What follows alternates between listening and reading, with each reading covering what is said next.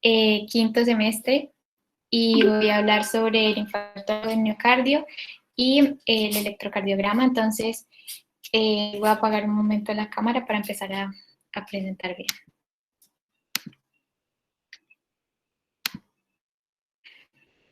Bueno, entonces, ¿qué es el infarto del miocardio? El infarto del agudo del miocardio se define como la presencia de una lesión miocárdica aguda que es detectada por biomarcadores cardíacos como las troponinas I y las troponinas T, que se encuentran anormales en el contexto de evidencia isquémica miocárdica aguda. Entonces, en esta diapositiva vamos a ver las variedades del infarto del miocardio. Entonces, vamos a decir que son dos básicas. En la primera, encontramos que sí hay flujo de sangre y entonces, digamos que es un infarto agudo de miocardio sin elevación del segmento ST. Entonces, el infarto puede ser causado por un trombo superpuesto a la placa subyacente, que sería la imagen inferior. Y el otro es cuando sí hay una obstrucción total y no hay flujo, entonces a este se le conoce como infarto agudo del miocardio con elevación del segmento ST. Entonces, la arteria coronaria se estrecha por una placa aterosclerótica, como se puede ver en esta imagen.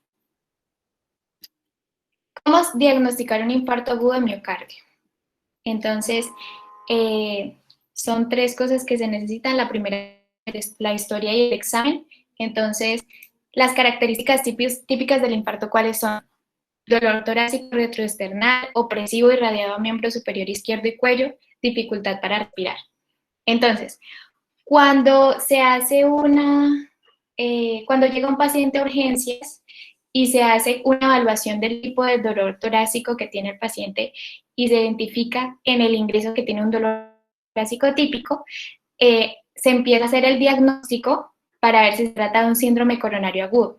Cuando se cataloga como un síndrome coronario agudo, con ayuda del electrocardiograma, vamos a encontrar que se puede dividir con elevación del segmento ST o sin elevación del segmento ST. Cuando hablamos de elevación del segmento ST, con ayuda de las enzimas, si salen positivas, se hace el diagnóstico final, que en este caso sería un infarto agudo del miocardio con elevación de el segmento ST. Y en el caso contrario, cuando no hay elevación del segmento ST, podemos encontrar si las troponinas son positivas, un infarto agudo de miocardio sin elevación del segmento ST como diagnóstico final, o si las enzimas, por otro lado, las troponinas son negativas, entonces se refiere a una angina inestable. La siguiente forma, como les hablaba anteriormente de las enzimas, entonces es tenerlas en este caso en cuenta. Entonces, las enzimas intracelulares, como se puede ver en la imagen, son liberadas por células miocárdicas después de completar una oclusión coronaria que da lugar a un infarto de miocardio. Dependiendo del tipo de arteria coronaria que se vea en este caso afectada, pues nos vamos a dar cuenta a qué lugar afecta el infarto agudo del miocardio. Entonces, los niveles elevados de las troponinas cardíacas ocupan un papel súper importante al momento de diagnosticar un infarto agudo del miocardio. Entonces, la enzima troponina determina por medio de análisis de sangre si hay o no hay la presencia de un infarto agudo del miocardio. Digamos que la troponina se aumenta antes que la enzima CKMB, alrededor de 2 a 3 horas antes. Entonces, esta es una de las razones por las que actualmente para diagnosticar el infarto agudo de miocardio se tienen más en cuenta las troponinas que las CKMB. Bueno, la tercera parte para diagnosticar un infarto agudo de miocardio es el uso del electrocardiograma, que es aquel que se encarga de la representación gráfica de la actividad eléctrica del corazón. Entonces, el electrocardiograma va a otorgar unas características específicas para permitir identificar el tipo de infarto de miocardio y si hay la presencia de un infarto de miocardio. Entonces, ¿cuáles son los cambios evolutivos en el infarto de miocardio? Entonces, el primero es la isquemia, el segundo es la lesión y el tercero, pues, es la necrosis. ¿Cuáles son las características? Entonces, en esta primera imagen, nosotros hablamos de isquemia porque nos referimos a unos cambios iniciales. A partir de estos, si hay elevación del segmento T, nosotros podemos sospechar que se está hablando de un infarto agudo de miocardio. Entonces, los cambios en la onda T tenemos que tener en cuenta que pueden ser positivos como pueden ser negativos, ¿sí? En este caso, pues es una onda T elevada, es una onda T positiva, y en este caso hablamos de una onda T que es simétrica, ¿sí? En este caso de la isquemia podemos decir que es reversible con un tratamiento oportuno y temprano.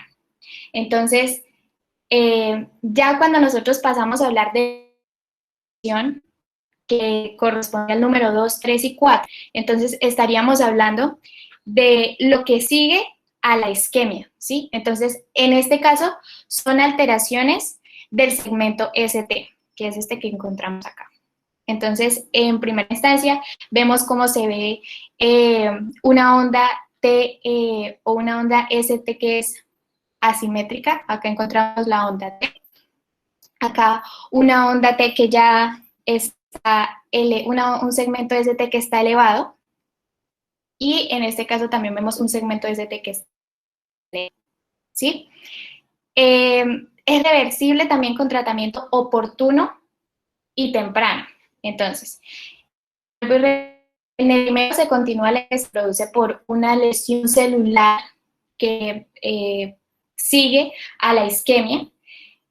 En la imagen número 3 encontramos no solamente la elevación del segmento ST, sino también la elevación del punto J, que vendría estando en este lugar. Y ya en el punto 4 encontramos el supradesnivel, que corresponde al segmento ST.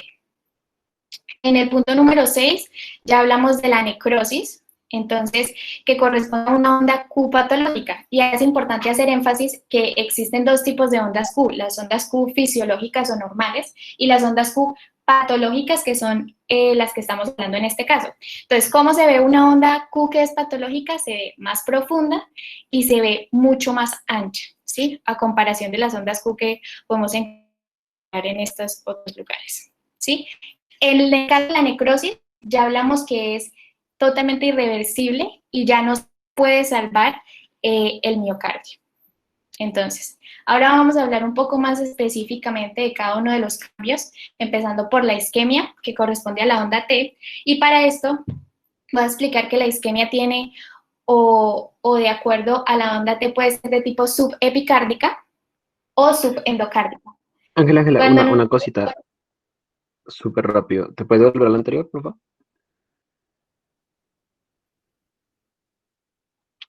Listo, entonces, igual, no sé si lo dijiste, si no si lo dijiste, perdóname, pero recuerden, muchachos, que con las T hiperagudas se presentan entre 5 y 30 minutos desde que el paciente se infarta.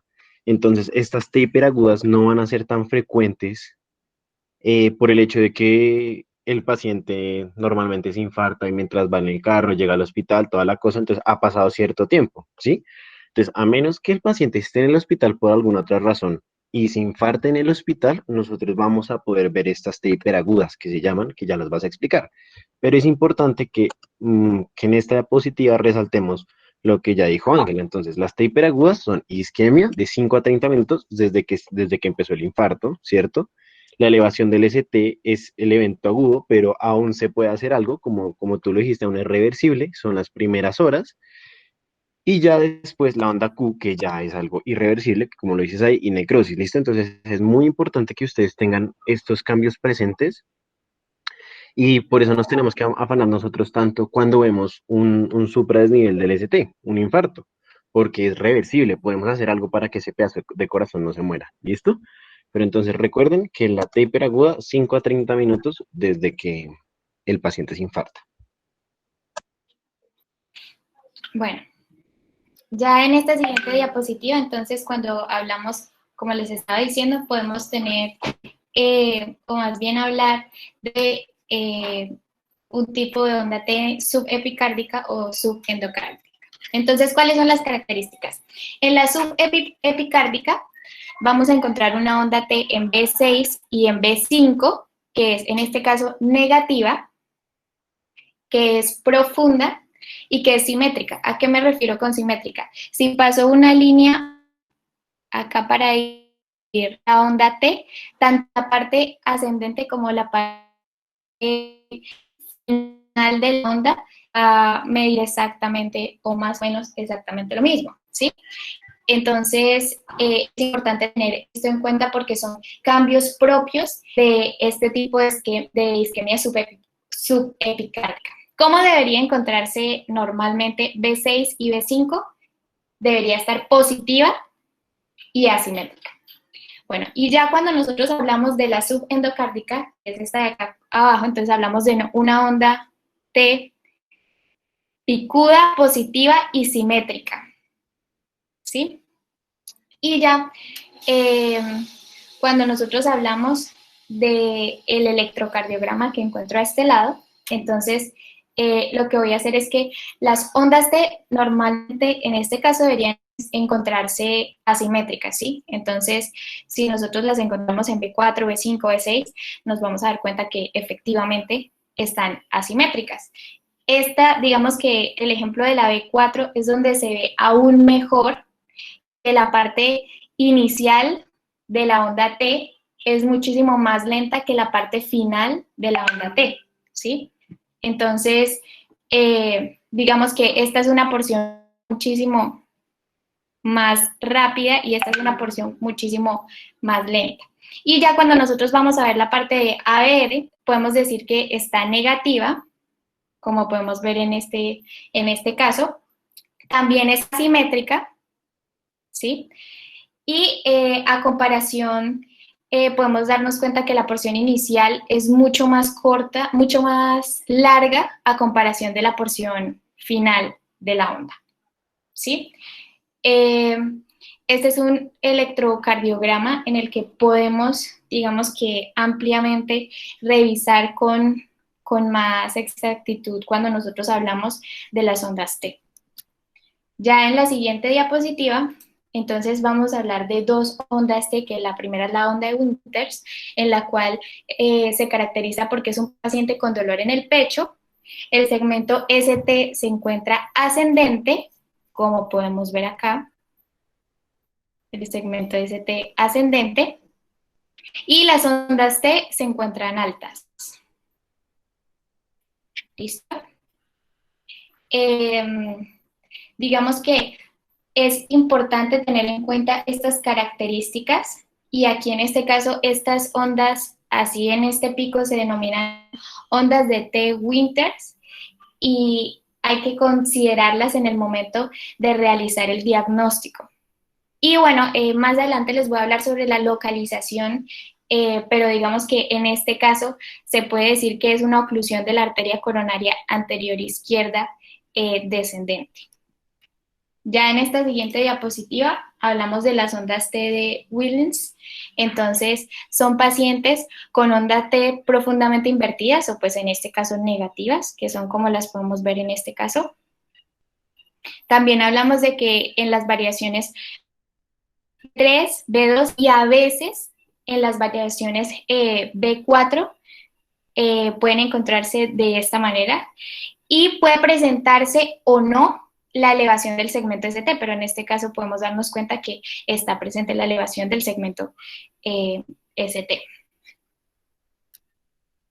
Bueno, ya cuando hablamos de lesión, que también es irreversible si hay tratamiento oportuno, entonces, ¿cómo hacemos o cómo distinguimos la elevación con respecto a qué? Entonces vamos a hablar de que siempre que hablemos de elevación o de infradesnivel, vamos a hablar de la línea o vamos a tomar como referencia la línea isoeléctrica, que es esta que encontramos acá, que es la que corresponde al segmento TP.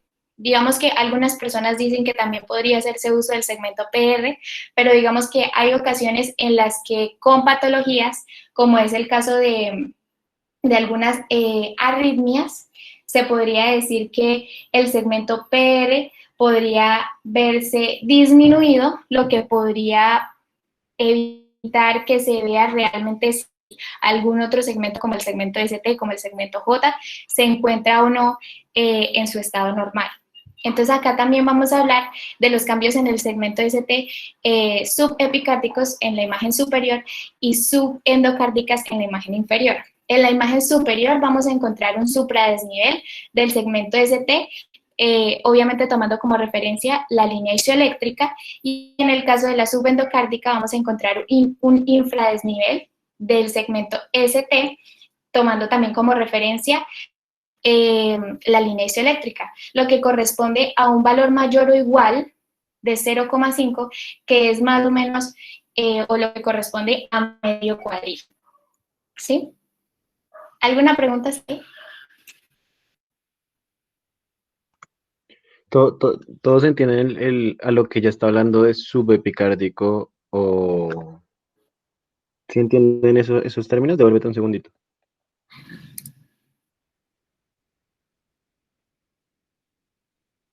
Muchachos. No, ¿será que los puedes repetir, por favor? Angie, entonces explícanos qué son el subepicárdico o el subepicárdico. O sea, explico otra vez. No, explícanos qué son esos términos. Pues es como lo que corresponde a la parte de lesión del corazón. ¿Sí? Sí, pero Entonces, entonces, ¿yo con qué debo pensar que es un subepicárdico? no lo entiendo. O sea, si yo tengo una onda tal, eso me hace pensar en un que es subepicárdico, ¿cierto? ¿Qué onda me hace pensar en eso? O sea, si yo veo que hallazgo. Ahí tú lo tienes en la imagen. Si hay un supradesnivel del segmento ST, se piensa en subepicárdico, y si hay una depresión, pues se piensa en subendocárdico. Exacto. Entonces, muy bien. Entonces, como ahí lo muestra en la imagen, ¿cierto? Digamos, la zonita morada que ya resalta ahí en la imagen, ¿cierto? Está debajo en el endocardio. Entonces, cuando hay un supra, ¿cierto? Es que la isquemia, o sea, recuerden que, bueno, las arterias perforan el miocardio y entonces todo, digamos, el endocardio, lo que está debajo del endocardio, va a empezar a perder la sangre, ¿cierto? No va a llegar la sangre porque es el sitio más lejano desde la salida de las arterias. Entonces, primero, digamos que se van a morir las células del endocardio, ¿cierto? Subendocárdico, pero cuando el infarto se extiende, ¿cierto? Cuando se demora, cuando hay es más grande o se demora más tiempo, ¿cierto? Va a llegar a ser subepicárdica. ¿Listo? Entonces, subendo o subepi nos habla de qué zona se ve afectada. ¿Listo? Dale, ahora sí, Angie. Bueno, ya cuando hablamos de infartos de miocardio con elevación del segmento ST, entonces hay que tener en cuenta dos cosas. La primera, pues que en esta no hay flujo sanguíneo. Y la segunda es que se considera elevación del segmento ST en el caso en el que dos o más derivaciones que estén contiguas a esa elevación con respecto a la línea isoeléctrica, como les había dicho antes, sea mayor a un cuadrito, ¿sí? Pero cuando nosotros hablamos de B2 y B3, depende si es mujer o si es hombre. Si es mujer, tiene que ser mayor a un cuadrito y medio, y si es hombre, a su vez hay que tener en cuenta si es mayor a 40 años o si es menor a 40 años. Si el hombre es mayor a 40 años, corresponde a más o menos dos cuadritos, con cuadritos me refiero a cuadritos pequeños, y cuando es menor a 40 años, corresponde más o menos a tres cuadritos, ¿sí? O sea, es súper importante tener eso en cuenta porque dependiendo del sexo, dependiendo dependiendo de la edad de la persona, es que se va a identificar o se va a poder realizar mejor el diagnóstico. Entonces, ¿qué se ve acá en las imágenes? Primero, en la imagen derecha vamos a ver pues la elevación del segmento ST.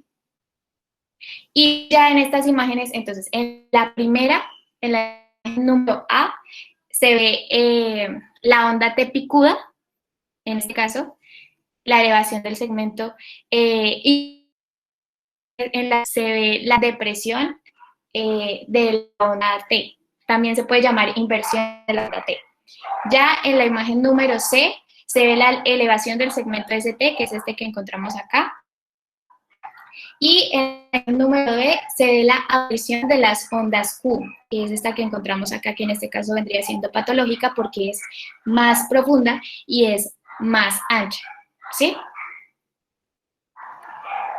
Bueno, antes de continuar, es importante tener en cuenta que aunque el electrocardiograma evoluciona, digamos que a través de las 3 etapas que les dije antes, que son como lesión, isquemia y necrosis, en el caso de un infarto del miocardio agudo, siempre significa que tenga que funcionar de manera, o sea, dependiendo del caso del paciente puede que pase de una vez a una segunda fase o a una tercera fase, ¿sí?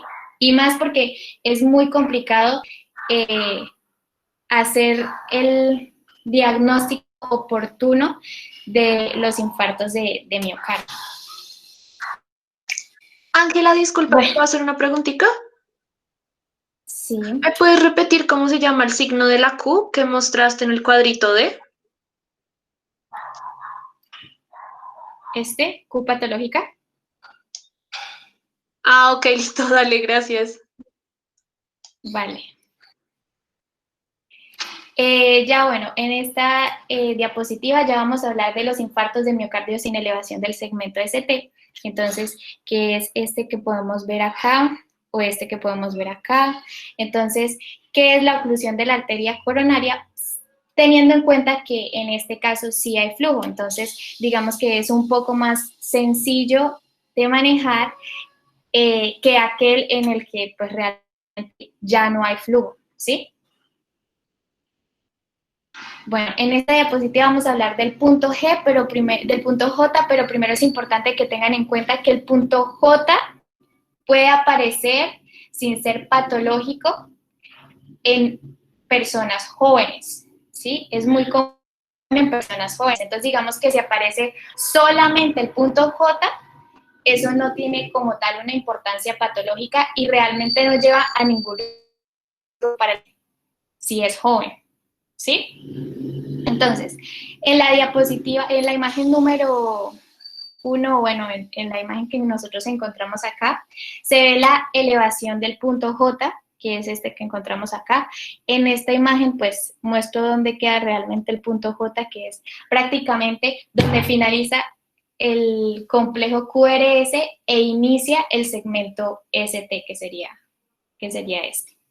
Entonces, acá nosotros podemos darnos cuenta cómo hay elevación del punto J, elevación del punto J, elevación del punto J, elevación del punto J, y es importante tener en cuenta que cuando nosotros hablamos de la elevación del punto J, en algunas ocasiones se puede ver una muesca o una ligadura también que corresponde a una onda R, ¿sí?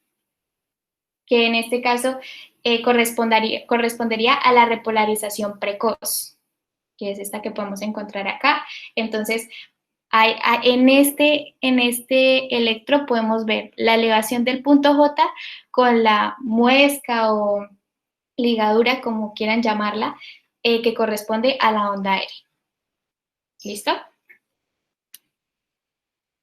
Bueno, ahora en esta diapositiva, donde hablamos ya como de el último paso que es la necrosis, ya hablamos de las ondas Q, como les explicaba antes, hay ondas Q fisiológicas y hay ondas Q patológicas. Entonces, cuando una región del miocardio muere, se vuelve eléctricamente silenciosa, ya no es capaz de conducir una corriente eléctrica. Entonces, digamos que la aparición de las ondas Q indican esa muerte celular del miocardio que es irreversible, O sea, esa es súper importante cuando es patológica porque es la que da el diagnóstico del infarto agudo del miocardio, como podemos ver en esta imagen, que es una onda Q profunda y que es una onda Q ancha, ¿sí? Entonces, en la imagen podemos ver cómo sería la onda, o sea, cómo sería el electrocardiograma de la derivación de 3 de un paciente sano y en este caso, cómo sería el electrocardiograma de un paciente que tiene infarto agudo del miocardio. En este caso, digamos que este ejemplo corresponde a la misma persona, solamente que han pasado 2 semanas desde que se hizo el electrocardiograma, ¿sí? Igual, muchachos, recuerden que también, más o menos, ¿cierto? Si uno deja pasar el infarto, más o menos a las 12 horas del infarto, yo voy a poder ver ondas Q, ¿listo? Más o menos desde ese tiempo, tú ya puedes, o sea, ya hay necrosis irreversible y ese corazón nunca nadie lo va a volver a salvar, ¿listo? Para que lo tengan en cuenta. Yo tengo Bueno, una... entonces, ay, perdón. dale, Em, dale. depende de, digamos, la extensión de la necrosis, qué tan grave, por decir así, sea la onda Q. Digamos, si tengo un sitio menos necrosado, por decirlo así, la onda Q puede ser menos patológica.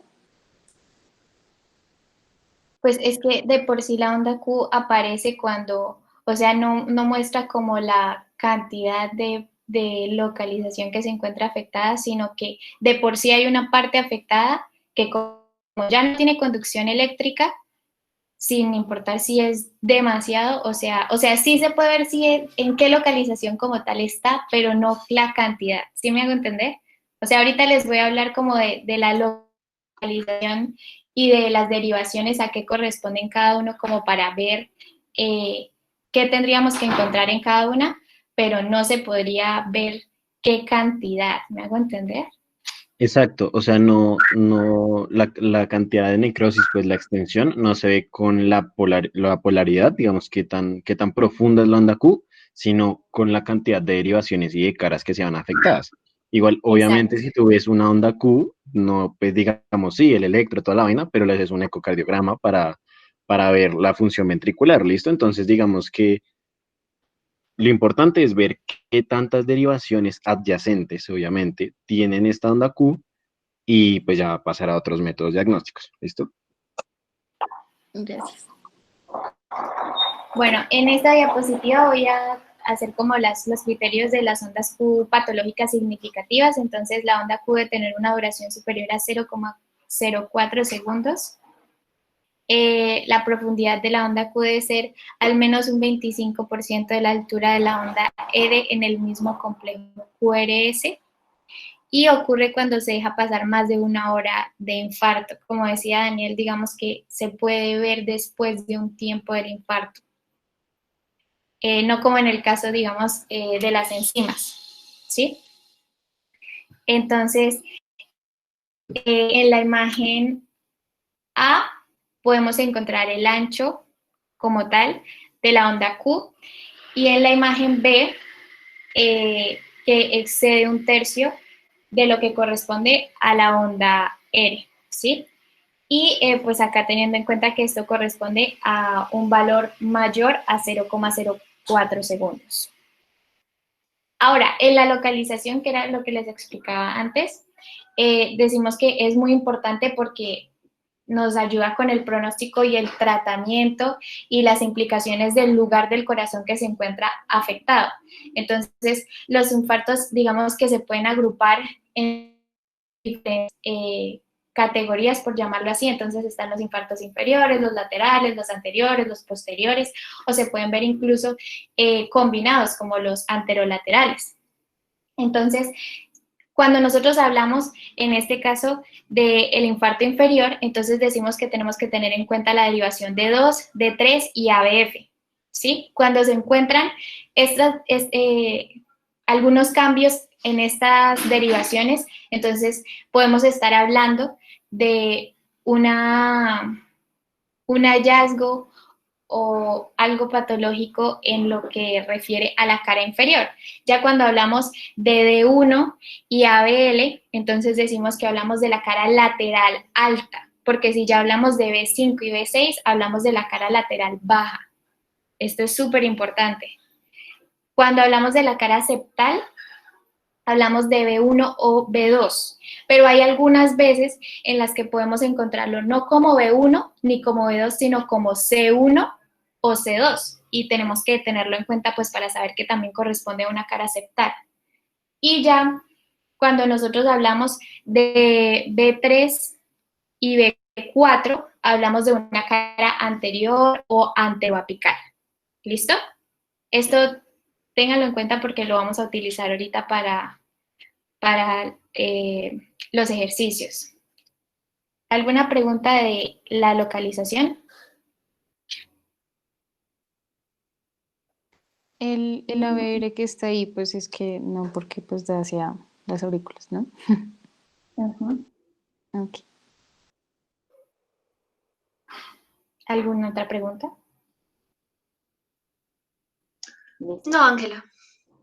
Ya ahora, hay que tener en cuenta las características de cada infarto. Digamos que acabo de explicar, voy a poner 3 ejemplos del infarto inferior, el anterior y el posterior, ¿sí? Entonces, ténganlas en cuenta porque las vamos a utilizar en los ejercicios. Entonces, las características del infarto inferior son cambios en las derivaciones D2, D3 y ABF, ¿sí? Y la inversión de la onda T en la derivación ABL. Entonces, veamos primero la inversión de la onda T en la derivación ABL. Entonces, digamos que acá no sé cómo hacer el zoom, pero espero que lo puedan ver igual que yo. Digamos que es esta que nosotros encontramos acá. Y los cambios en D2, D3 y ABF, que corresponden, en este caso, a la presencia de lo que nosotros podemos acá identificar en la onda ABF, que es la onda J, acá en la D2 y D3, que podemos identificar Punto. No que onda, sino punto.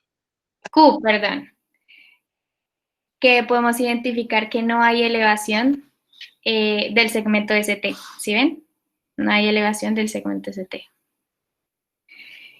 Y ya, bueno, en el infarto anterior, entonces, las características son que tenemos que ver la elevación del segmento ST en B2, B3 y B4, que son derivaciones precordiales derechas, ¿sí? Porque digamos que hay unas que son adicionales, que son la B7, B8 y B9, que ya son posteriores, son derivaciones posteriores y que se tienen que hacer. Ángela, perdón, una pregunta.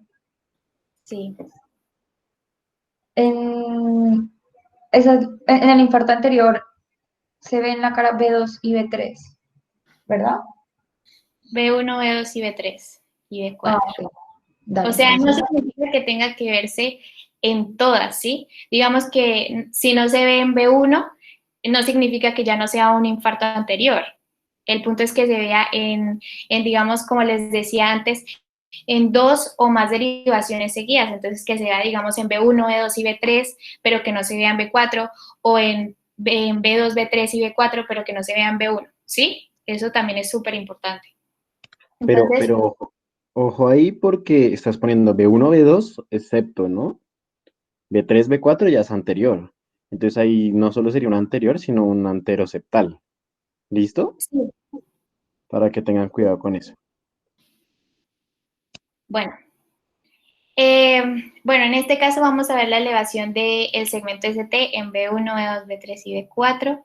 Entonces, digamos que acá lo vamos a ver en B1 y B2.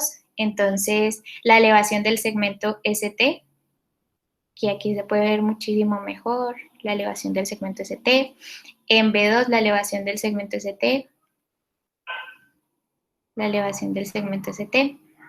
Y ya en D2, D3, D2 y D3, perdón, no lo escribí bien, y en AF se ve el infradesnivel en comparación con la línea isoeléctrica del segmento ST. Entonces, D2 y D3, Entonces, el infradesnivel del segmento ST con respecto a la línea isoeléctrica que vendría estando por acá. ¿Sí? Entonces, recuerden, creo que no lo mencionaste, lo de los cambios recíprocos. Entonces, recuerden que, ¿lo vas a mencionar más tarde, Ángela? Pues solamente iba a decir como que se producen algunos cambios en las derivaciones de 2 de 3 y ABF que pueden observarse pues como cambios recíprocos en derivaciones anteriores y lateral izquierdo, pero no más. Listo, sí, perfecto. Entonces, recuerden que cada lado, y ya lo habíamos hablado en diferentes charlas, Solamente les... sí, con el supradesnivel vamos a ver cambios recíprocos en las paredes, digamos, contrarias, ¿no? Entonces, aquí estamos viendo un infarto anteroseptal y vemos los cambios recíprocos en la pared inferior, ¿cierto? Entonces, si yo tengo entonces infarto supradesnivel en dedos de 3 y ABF, voy a tener cambios recíprocos, digamos que en la pared lateral alta o lateral baja. ¿Listo? Entonces, siempre tienen que tener en cuenta los cambios recíprocos que acompañan la elevación del ST. ¿Listo? Muy bien, Ángela. Pues ya puedes seguir.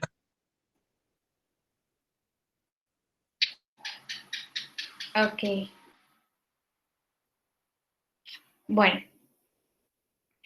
Aquí un detalle que también es súper importante es que en ABL hay que tener en cuenta que, digamos que la inversión de la onda T, que es esta que nosotros encontramos acá, que se ve mucho mejor en estas dos, es muy importante porque digamos que puede aparecer o es un signo característico del infarto inferior y puede aparecer incluso antes de la elevación del segmento ST, ¿sí? Entonces, si digamos que ABL se ve la inversión del segmento o de la onda T, entonces ya podríamos estar hablando de un infarto anterior. Obviamente ya haciendo las confirmaciones anteriores, ¿sí? Y ya cuando nosotros hablamos de un infarto posterior, entonces decimos que las dos características más importantes son la inversión de la onda T en B1 y B2. Aquí se ven súper bien, ¿sí? En este caso son asimétricas. Y la depresión del segmento ST mayor a 0,5 en las derivaciones B1 y B2. B1 y B4. Entonces, vemos la depresión del segmento ST, la depresión del segmento ST mayor en las derivaciones B1 y B4. ¿Listo? Ya acá pasamos entonces a los ejercicios. Entonces, no sé si Daniel quiere escoger a alguien al azar. 2 personas para que pues se ayuden. Por favor. Listo, escogemos ahora 2 personas. Hagámosle. Entonces, uy, está un poquito hoy. Entonces, Ana María Gómez y Catalina Alarcón. Listo. Interpreten. Listo. Pues en primera instancia, yo tendría que, pues lo que explicó Tatiana es que se tiene que distinguir la elevación del segmento ST, que es la lesión miocárdica, y pues el punto J. Y pues yo puedo ver que como que el segmento ST se está fusionando con la onda T. ¿En qué derivación?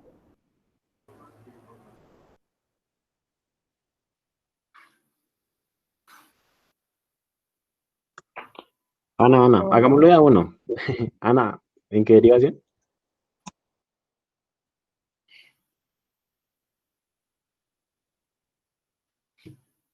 Bueno, Cata, ayúdala por favor. ¿En qué derivaciones ves un supra o un infradesnivel?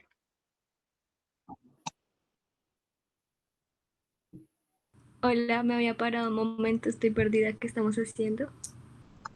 Estamos haciendo ejercicios, Catalina, de infarto. Sí. Y te estaba preguntando que en qué derivaciones puedes ver un supra o un infradesnivel. Dale, déjame, ya te digo.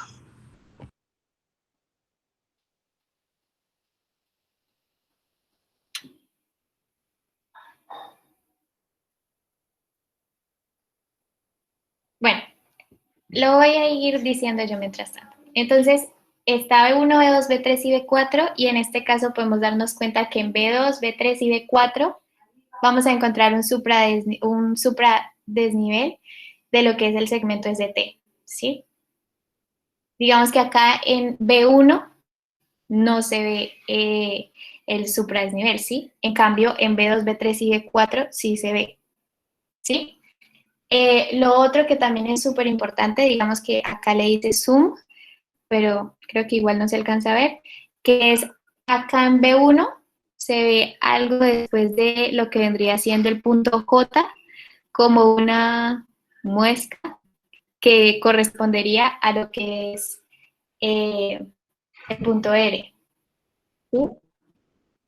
Y también podemos darnos cuenta que, digamos que por las características del electrocardiograma, estaría haciendo referencia a un infarto coronario agudo con elevación del segmento ST y que corresponde a una cara anterior, anteroseptal. Eso, muy bien, ¿Sí? anteroseptal. Voy B2, a poner el B3, símbolo. B4 y casi B5 está a punto de elevarse, ¿no? Lo que dice Ana María también es cierto, hay una lenta progresión de la onda R, muy bien. Y entonces, alguien que me diga qué arteria estaría ocluida en ese caso, en este electro, qué arteria está ocluida, el que sea. Interventricular anterior. Listo, muy bien. Entonces, en sus exámenes de electro, en quinto y en sexto, igual les van a poner a decir, siempre es importante que ustedes tengan en su cabeza también qué probable arteria está tapada, ¿listo? Entonces, si tenemos B2, B3, B4, casi que B5 elevado, podemos pensar en un taponamiento proximal o distal. Proximal. Listo, entonces nosotros decimos, miércoles, este paciente tiene casi que todo el ventrículo izquierdo malo, ¿verdad? Entonces hay que pasar la urgencia a una angioplastia, ¿listo? Siguiente ejercicio. Y Ángela no nos ayude para Hay que todo. una preguntita. Dime, dime. Ahí como está la supra, ¿se podría ver los cambios recíprocos que habías mencionado? Es que eso no me quedó claro. O sea, los cambios recíprocos, digamos que no son una ley, digamos que no es, pues madre, si no hay cambios recíprocos, entonces el paciente no está infartado. Eh, pero yo no alcanzo a ver, la verdad. D2, D3, ABF. También digamos que, mira que igual el infarto es muy extenso, ¿no? Entonces, digamos que, eh, mm, ¿cómo lo digo? Como que podría, es que no sé cómo decirlo, como es tan grande, digamos que no necesita o no causa esos cambios, ¿sí? Pero digamos que no es siempre, pero tenemos que tenerlo en cuenta. ¿Listo? Listo, Dani, gracias. ¿Alguna otra pregunta, muchachos? Con este ejemplo. Igual, no se les olvide, o sea, obviamente apenas vean un supradesnivel, pues lo evalúan, pero es importante ver la frecuencia, sobre todo, ¿cierto? El eje, porque entonces, digamos, en estos casos, el eje usualmente nos va a estar desviado, ¿cierto? La frecuencia, pues obviamente no es necesario calcularla de una, digamos exactamente a 100.500 dividido tal, pero sí es importante saber si el paciente está taquicárdico, bradicárdico, ¿cierto? Si el paciente tiene palpitaciones, que es lo que Ángela dijo de la historia clínica al principio, ¿cierto? Porque eso nos va a hablar de la estabilidad hemodinámica del paciente. Entonces nos va a decir qué tanto tiempo nosotros tenemos, que en general es corto, para hacer algo con este paciente. ¿Listo? Listo. Bueno, voy a pasar a este ejercicio que es de paciente diabética hipertensa de 50 años de edad que llega con dolor torácico al servicio de urgencias refiriendo 1 hora de evolución. Digamos que la primera vez que fue al servicio de urgencias le tomaron el electro de la parte superior y la segunda vez le tomaron el electro de la parte inferior. Es una persona que vive cerca de un hospital, entonces digamos que se tomó su tiempo para ir y otra vez volver porque otra vez se sintió mal. Entonces, tú escoges a alguien. No, el que quiera participar, abre su micrófono y nos dice qué ve, en qué derivación, qué ve y qué nos podría indicar. ¿Listo? Entonces, de una, digamos, ustedes, Ángela nos dijo, la señora vino, se tomó el electro, se fue porque sintió mejor y otra vez volvió. Entonces, ustedes ahí ya deben estar pensando, es una angina inestable, es una angina estable, ¿qué es? ¿Listo? Entonces, ya con esto nos ubicamos. Ya es diabética, es hipertensa, es mayor, ¿cierto? Mayor de 45 años, entonces ya tiene cierto riesgo, puede estar posmenopáusica, entonces aumenta el riesgo cardiovascular, ¿listo? Bueno, alguien. Pues está bradicárdica, aproximadamente 50 latidos minuto.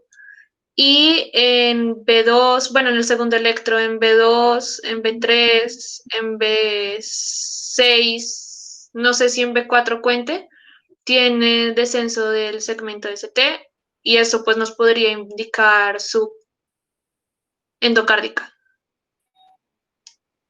Un descenso del segmento ST. ¿Alguien opina otra cosa? Infra. Dijo infra. Infradescenso. Perdón, perdóname. Ok, listo. ¿Y en el primer electro qué vemos? En B3, B4. Pues Bueno, no, Ah, que sí, apenas no. está late. empezando, o sea que no está como, o sea que apenas está empezando a elevar el segmento ST, como que no ha sido como la completa isquemia, sino que apenas está empezando a elevarse. Y ya Ujú, después muy cuando bien. vuelve está más elevado el segmento. Ok, y en B2, B3, B4, ¿qué estamos viendo? ¿Cómo está esa T? Y ¿Pero de cuál de los dos electros? Del de arriba, el primero. Picuda. Muy bien. Entonces ahí la señora llegó porque dijo Ángela, llegó justo al lado del hospital. Entonces vemos que la T está grande, ¿cierto? Si es una señora, entonces tiene que estar más o menos 10 o 17 cuadraditos de alto, ¿cierto? Entonces miren que hay una T hiperaguda. Entonces no debieron dejar ir a esa señora otra vez a la casa, ¿cierto? Y después ya vemos el infra. Entonces, pues está isquémica. Muy bien. ¿Qué arteria podría sugerir que este electro, que está ocluida?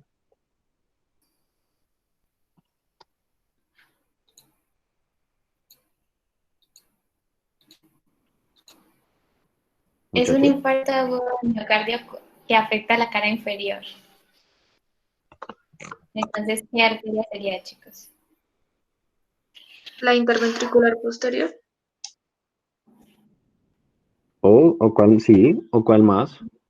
¿Qué otra arteria podría estar ocluida?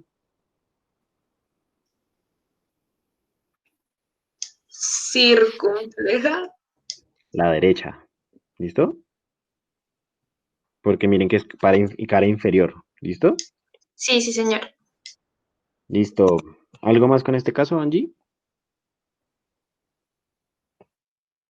¿Me estás hablando a mí? Sí, sí, sí. Sí, algo más de este caso importante.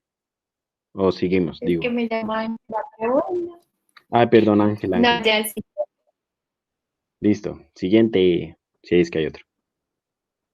Bueno, en este hablamos de un hombre de 56 años con dolor torácico y vómitos con 90 minutos de evolución.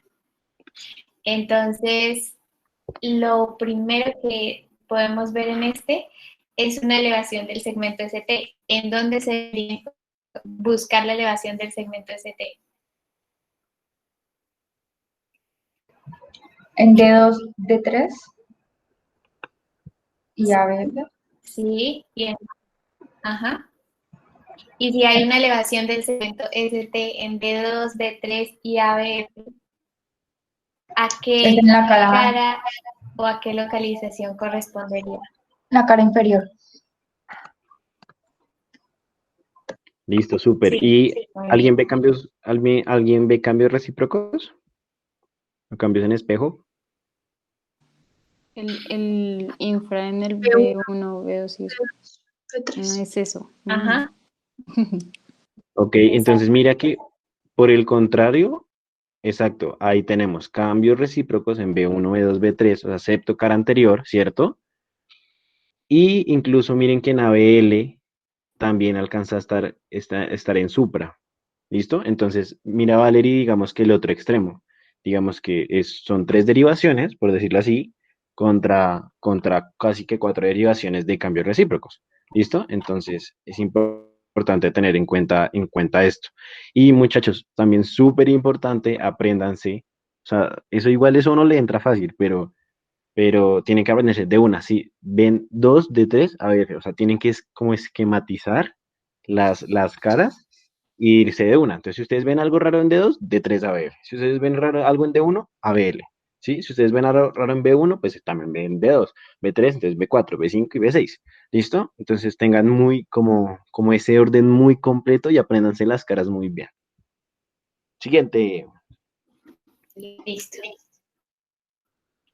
En este caso, entonces se trata de un hombre de 50 años que había acudido al departamento de urgencias con dolor en el pecho y colapsó mientras su electrocardiograma estaba siendo grabado.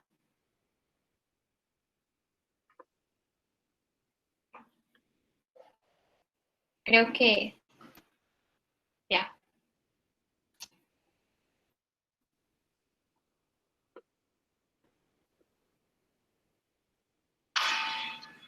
¿Sí están viendo la misma diapositiva que yo estoy viendo? La que está horrible, la que está súper rara. Sí.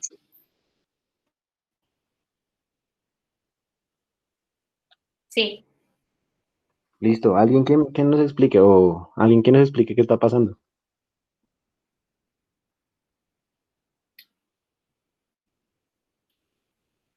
Primero revisen si hay elevación del segmento ST y dónde están elevados, si hay depresión del segmento ST o si hay inversión de la onda T. Elevado en D2, D3 y infradesnivel en D1. Uh-huh. Entonces, ¿qué podríamos decir sobre este paciente? ¿En qué cara está ubicada? ¿En qué localización está ubicado el infarto? La inferior. Uh-huh. Entonces, digamos que hay que tener en cuenta también que o sea, digamos que aunque aquí solamente podemos ver las derivaciones como tal de uno, de 2 y de 3, con esto podemos ya de una vez darnos cuenta de en qué localización se encuentra el infarto del miocardio. Y con esto ya podemos ver si hay elevación del segmento ST, si hay depresión, y siempre revisar para ver si corresponde a un infarto agudo del miocardio con o sin elevación del segmento ST. Y ya para el último ejercicio, entonces es un hombre de 42 años con dolor torácico. Ángela, y alguien que me diga qué le pasó al paciente al final, cuando el trazo se puso raro. ¿Qué es eso? Pues yo creo que, digamos, en B2, en D2 al final, según yo, no sé, son extrasístoles y me acuerdo que en un taller de arritmias habían dicho que eso es cuando ya el paciente entró en paro y ya pues se murió, pues posteriormente, como que estaba Pues a listo, punto. no se murió, ¿no? Sí, exacto, sigue vivo, que está muy mal, pero sigue vivo. Y miren en D3, muy chévere, miren en D3 la torcedura de puntas. ¿Listo? Entonces miren como esa forma de ADN que toma, pues sí, de la torcedura de puntas, ¿listo? Entonces es muy característico. Entonces, para que lo tengan en cuenta. Muy bien. Listo. Y en este que es el último ejercicio, entonces es un hombre de 42 años con dolor torácico. Digamos que acá es en el único en el que encontramos, o sea, en el único ejercicio que les muestro en el que encontramos de primeras lo que se ve es la característica de la onda T que está señalada.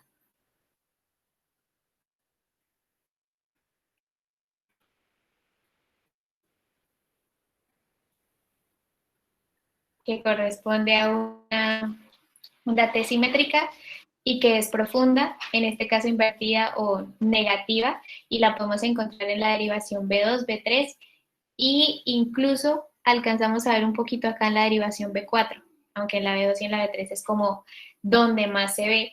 Y este es el que corresponde, digamos que a la, cuando yo les hablaba de las ondas T, les hablaba sobre la onda de Willis, y este es una onda T que es característica del patrón del síndrome de Willis, que corresponde en este caso también a una isquemia que es de tipo subepicárdica. O sea, en este caso al paciente no se le puede dar de alta porque necesita un tratamiento rápido, porque si no se trata de forma rápida puede pasar de una vez a hacer necrosis. ¿Listo? Y esta es la bibliografía. Muchas gracias. Súper, Ángela. Tatiana, yo tengo una preguntita. En la anterior, que fue el de Willens, ahí es donde tú habías dicho que podía uno presentarse con la elevación del segmento ST, ¿cierto? ¿O era en el otro? En el de Willens era donde podría, sí, el segmento ST podría presentarse elevado o sin elevación, pero si se veían las ondas T invertidas, o sea, negativas y profundas, entonces ya ahí se clasificaba como un paciente con ondas T de Willens. Ah, ok, perfecto. Gracias. Bueno. Listo, Ángela. No, súper. Me encantó la exposición, muy completa. No es un tema difícil, pero es un tema que tenemos que tener muy en cuenta, pues porque es lo que más mata a los pacientes y es un pecado que nosotros no sepamos eso.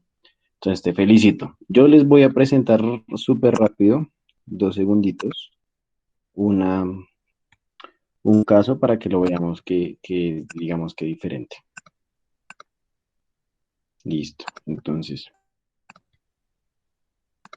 bueno, ya se lo resalté, pero entonces alguien que me diga, que me den su opinión. ¿Qué pasó con este paciente? ¿Qué tiene?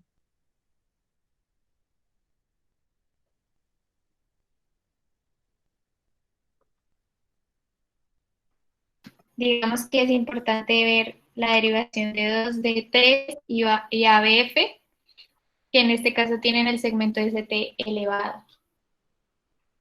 Sí, y es un infarto que Inferior. de la pared inferior, ok. Donde los cambios recíprocos.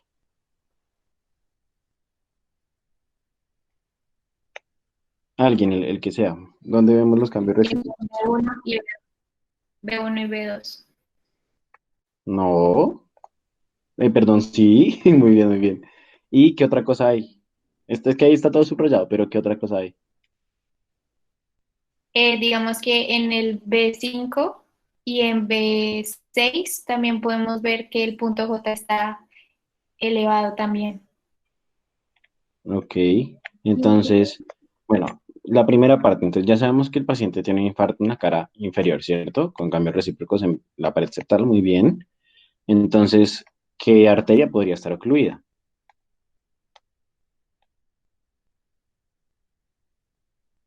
Ya se las dije, la pared inferior. Nuevamente la interventricular posterior o la coronaria derecha. Muy bien. Y B5 y Una B6, pregunta, pero en dime. caso de que tuviera dominancia izquierda, Sí, o sea, igual la derecha irriga parte de la posterior, ¿no? O sea, lo que tú dices, la posterior y la derecha. Pero es un probable porque no sabemos el predominio de la posterior del corazón y las variaciones arteriales. Entonces, por eso es un probable. ¿Listo? listo, gracias. Listo, entonces ya tenemos un infarto en la cara inferior, ¿cierto? Con cambios recíprocos. Y el B5 y B6, ¿qué nos está diciendo?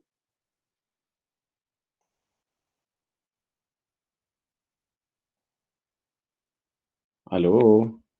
Está diciendo que hay una elevación del punto J. Sí, pero También ¿en qué hay cara? una T. ¿En qué cara? ¿En qué cara? ¿Qué cara es B5 y B6? ¿No es la lateral? ¿Lateral qué? ¿Alta o baja? Baja. Va. Ok. Entonces, listo.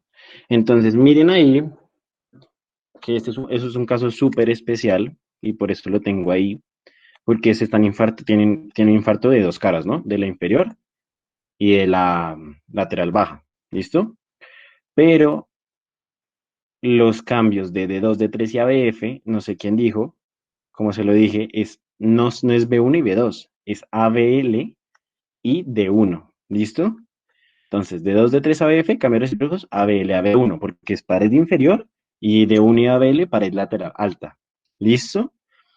Ese B1 y B2 que nosotros estamos viendo, ¿cierto? Que es un infradesnivel, ¿cierto?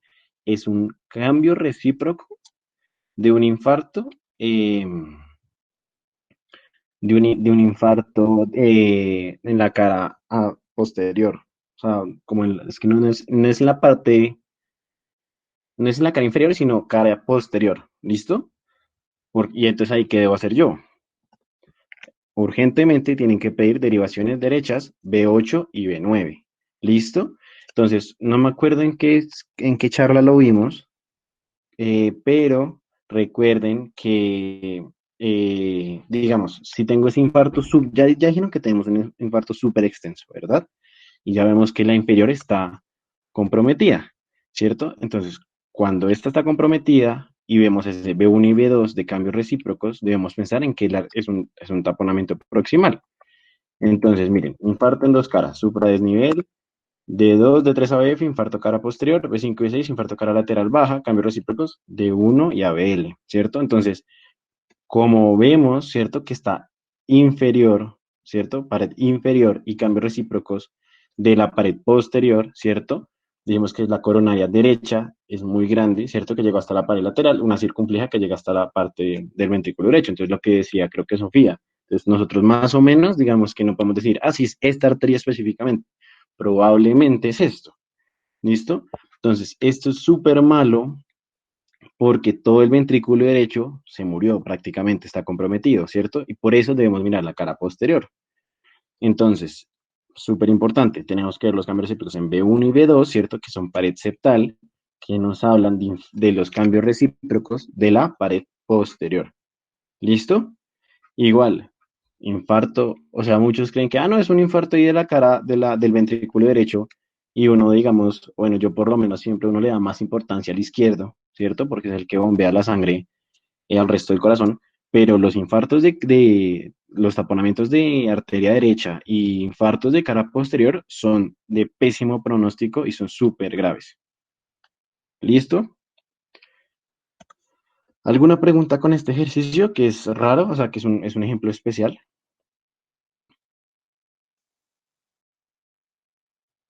No.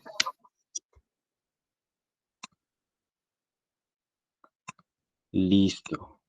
¿Alguna pregunta con este tema que es súper importante?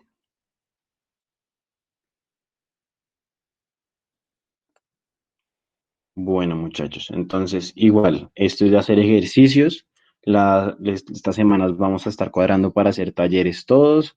Repasen en su casa. Listo, tenemos el concurso la primera semana de noviembre. Ustedes ya están grandes, ¿cierto? Quinto, sexto. Tienen que por lo menos pasar el segundo nivel. ¿Listo? Si no, les diría que ganaran. O sea, ustedes se supone que deben ganar porque uno ya en sexto ya se supone que debe haber terminado de ver electro. Entonces, repasen mucho, ¿listo? Si no saben algo, pregunten. Me pueden preguntar a mí o le preguntan a los doctores, para eso son, ¿listo? Y ya, ¿listo? Entonces descansen, súper juiciosos, estudien mucho, electro es súper importante